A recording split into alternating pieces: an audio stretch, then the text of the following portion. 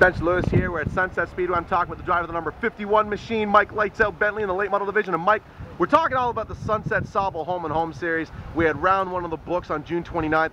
Let's recap a little bit. How did Sauble go for you and the rest of the Sunset gang that made the trip up there? Overall, I think it went well.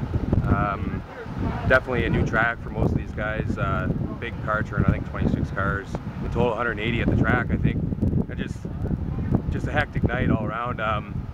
There's a few things. Qualifying wasn't really the great. Probably could have been improved a bit.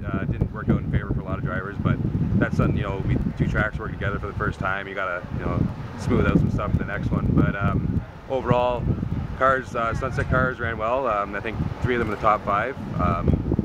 Sauble cars are right there, which I expected because they're home track. But overall for us, it's definitely a learning experience going there. We had a few problems that we encountered. Hopefully fix them, and next time we go there I think we'll be stout. Now, you mentioned off camera that you didn't get everything that you wanted to out of this car that works so well here at Sunset. What would you have to change in the future next time you want to go up to Sauble if you're looking for a podium finish? Well, see, with Sauble, that track is just a lot of motor. You get slowed down so much in the center of the corner and you need that drive off. And we set the car up for there. We didn't have the drive off we wanted. Had a few other issues with the motor. Valve springs were a bit weak and we were floating the valves, which didn't help with pulling down the straightaway. So just overall the setup wasn't right on and the motor wasn't right on, and we weren't as competitive as we wanted to be. Now, the Sauble crew, they're going to come down to Sunset. That's next Saturday night here at Sunset, the Sauble versus Sunset Home and Home Series. Round number 2, I want to talk about that. Well, you got to defend the home turf here, first off. And is it going to put the Sauble cars at a disadvantage with these two tracks being so radically different? Yeah, it seems that where Sauble favors the build motor, the big build motor there, it seems like Sunset favors the crate motor. Mostly to the fact of the banking here at Sunset and the amount of you use that right rear tire, and it's easy to start spinning here. So those guys with the big motor are going to have a tough time keeping the car rotating good to the center and getting the bite off, where our cars favor the crate and the power to the wheels, and they don't spin as much. Also, we run here every week. Those guys, they come here, through the past, they've seen us struggle a bit more running against us here, where we also struggle against them there. But so I think if you guys look out though for McTier and Parker, definitely they'll be up front, I think. But as far as I think Sunset guys, I think it might be a bit different story here as far as the running order. Now, overall, this sort of home and home series, is this something that you'd like to see built on for next season? Is this something that you'd be interested in doing again? Yeah.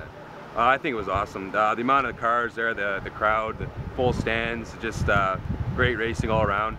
Couldn't ask for much better turnout. So I think the two tracks working together is awesome for the sport, because with the way fans are coming, and it's just kind of getting a bit, maybe they're just finding other sources for entertainment, you know. So having these home and home series really helps bring the fans in, get some interest in both tracks. If they have more races next year, I think that'd be great. Maybe a championship for Sunset, championship for Sauble, and then have a series champion total out of the two. I think it'd be awesome for both tracks, and great car counts and great racing. Now, I know that especially when you start to make trips, you know, 4 hours away from your home track, it's not easy to do without a lot of help and a lot of support. Go ahead and thank the people that made all this possible for the number 51 team. I'd like to thank Latitude Land Effects. Their support this year has been great. I'd like to thank my dad for helping me get to the track, my whole crew, Bruce, Dave, Dylan Little. I'd like to thank Streamline Racing Products for giving me a hand. These guys always, you know, they're always working hard and make the Guelph an awesome chassis, and hopefully we have a great second half of the year. Now, if the fans want to keep up with you on race day, how can they do so? Follow me at Mike Bentley 51 on Twitter, or Mike Bentley on Facebook. Mike, you're in the championship hunt, my friend. We're getting into the business half of this season. Best of luck the rest of the way. We'll make sure to check back with you often. Thanks for the time. There you go, folks. Driver the number 51 machine here at Sunset Speedway. It's Mike Lights Out.